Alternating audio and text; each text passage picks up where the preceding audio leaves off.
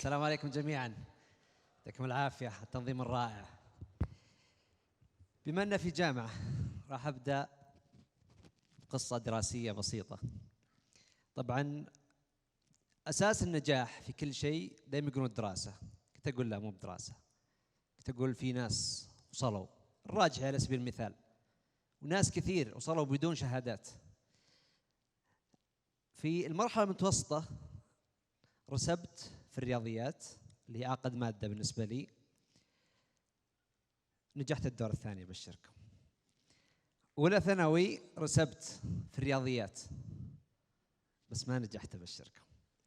عدت سنة، كان عندي هدف إنه ما في شيء في الحياة اسمه هدف. هذا بالنسبة لي ما كان عندي أي اعتبارات في الدنيا. دراسة ما كنت أدري وش بعد الدراسة شو بيكون، خلاص تنتهي الدراسة وطويل المشوار، يعني ما راح تنتهي أبدا. عدت السنة، شفت زملائي في الدراسة صاروا في ثاني ثانوي، وأنا طبعا كنت أولى ثانوي، الظاهر توني بالغ، فقلت ما هي بزارين، ليش ما شديت حيلي؟ ما حسيت أن الدراسة فعلا شيء مهم بالنسبة لي. ثالث ثانوي كنت راسب، ثانوي علمي لكن في يد خفية، ظهرنا رقتني، نجحت بنسبة 71. دخلت الجامعة بواسطة، ما كان عندي مكافأة، مفلس، مقطوع عني المصروف.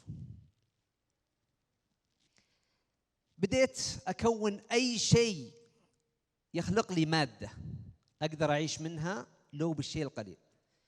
كنت أتمنى في جامعة أم القرى، كنت أتمنى أن فيه جامعة تدعم مشاريع. أنا بدأت أول مشروع لي عام 2001، أول سنة في الجامعة عشان أعيش. كنت أوزن المشروع اللي يدرون عنه الدكاترة، ليش؟ خاف يقولون conflict of interest، معناتها أنه يكون في مصالح متضاربة ما بين بزنس وما بين دراسة، يمكن يطردوني، ما أدري وش كانت القوانين هذاك الوقت.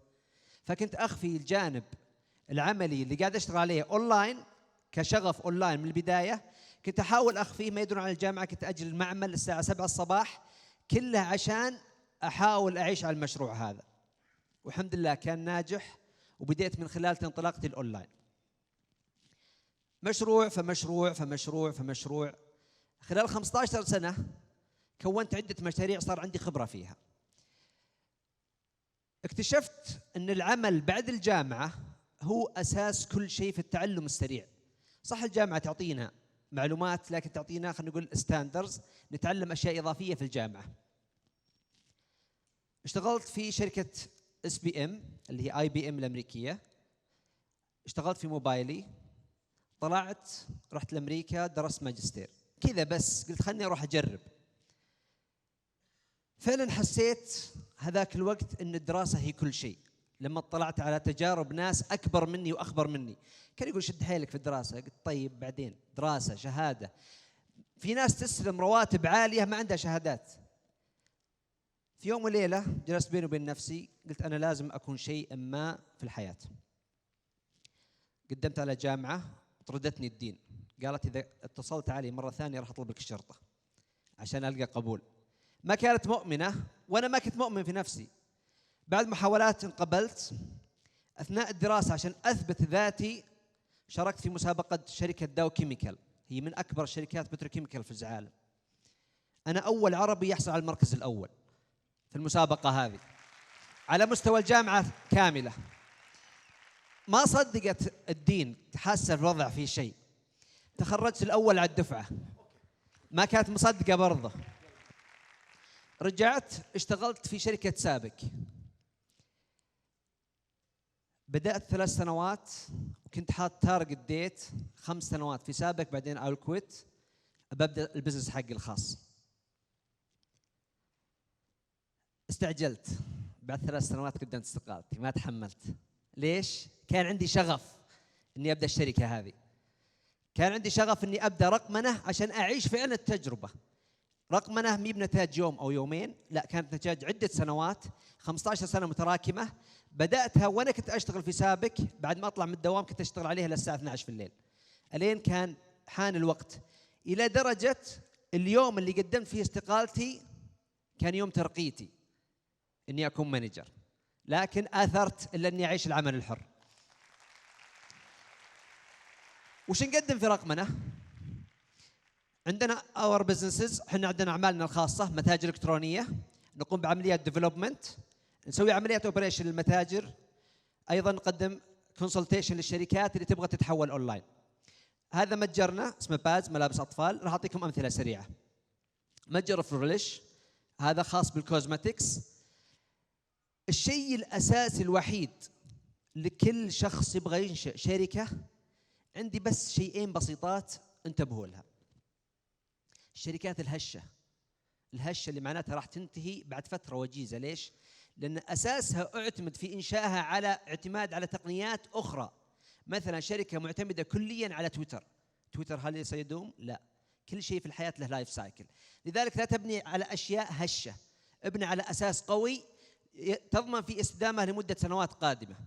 أمر آخر، الشركات المستنزفة سواء موارد مالية سواء موارد بشرية، هذه كلها راح تأخر عملية حصولك على أموال، فبالتالي شو يصير؟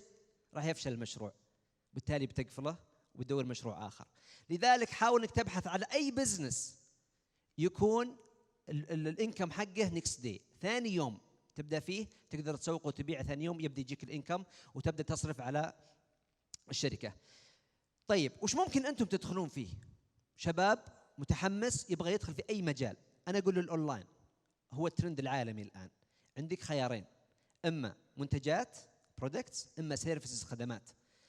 طيب هذه أمثلة على الخدمات، هذه أبليكيشنز كلها معروفة عندنا. ما حبيت أقول لك والله عندنا مثلا أبليكيشن تويتر، عندنا سناب شات، عندنا قصص عالمية. هذه قصص سعودية نجحت موجودة الآن على أرض الواقع. عندنا كملنا عصام الزامل استثمر في مشروع بالملايين نجح فيه. عندنا المسافر صور لي هانجر ستيشن قيم. كل هذه ابلكيشن سعوديه تقدم خدمات ما تقدم برودكتس. هذه امثله على الخدمات ممكن تستهدفونها. هذه ايضا منتجات، هذه متاجر الكترونيه موجوده على الانترنت، وظيفتها الاساسيه انها تقدم منتجات ومبيعات كلها من خلال الانترنت بدون ما يكون في والله محل ويكون فيه اشغال اخرى ممكن تتاخر. وهذه كلها بدت اونلاين وما زالت الان تبيع وتعتبر من السكسسفul ستوريز الموجوده في السعوديه. بعطيكم بس نبذه ليش التجاره الالكترونيه في السعوديه. احنا في المركز الثاني، نطمح نكون الاول. تحتل المرتبه الاولى الامارات، احنا نطمح ان شاء الله خلال السنتين القادمه 3 سنوات بجهود الشباب الموجودين في السعوديه نكون المركز الاول. احصائيات السكان عندنا 29 مليون نسمه، 17 مليون شخص على الانترنت. هذه بيئه خصبه لكم كلكم انكم تستهدفونها. عندك 10 مليون شخص موجودين على الانترنت، هذا كلهم عملاء بالنسبه لك. انت ما تستهدف شارع واحد 40 يمرون فيه 1000 شخص في اليوم، انت عندك 10 مليون على الانترنت ممكن تستهدفهم. هذولا نسبة الإناث للذكور اللي ممكن تستهدفهم على حسب المشروع حقك. طبعا الإحصائية مش دقيقة 100%، لأن بعض الشابات يستخدمون بطاقات آبائهم أو أخوانهم في الشراء من الإنترنت، فهذه ممكن تكون إحصائية تفيدك. الناس يشترون من الانترنت من وين يجونا؟ في المملكة العربية السعودية. كيف تصنيف الشراء؟ عندنا الخليجيين، عندنا العرب، عندنا المواطنين، عندنا الأجانب. هذه نسبة الشراء اللي موجودة. حجم السلة، الشخص الواحد يشتري من الانترنت بما قيمته 480 ريال سعودي، فمعناته في عندنا هاي فوليوم في عملية الشراء في الانترنت. المدن الأكثر شراء في السعودية عندنا الرياض الأولى، عندنا جدة ثانيا، عندنا الدمام. مكة وين؟ مكة الرابع. يعطيكم العافية، يعني شادين حيلكم شوي. يعطيكم العافية. طرق الدفع للمشتريات 59% كاش اند ديليفري، 26% كريدت كارد.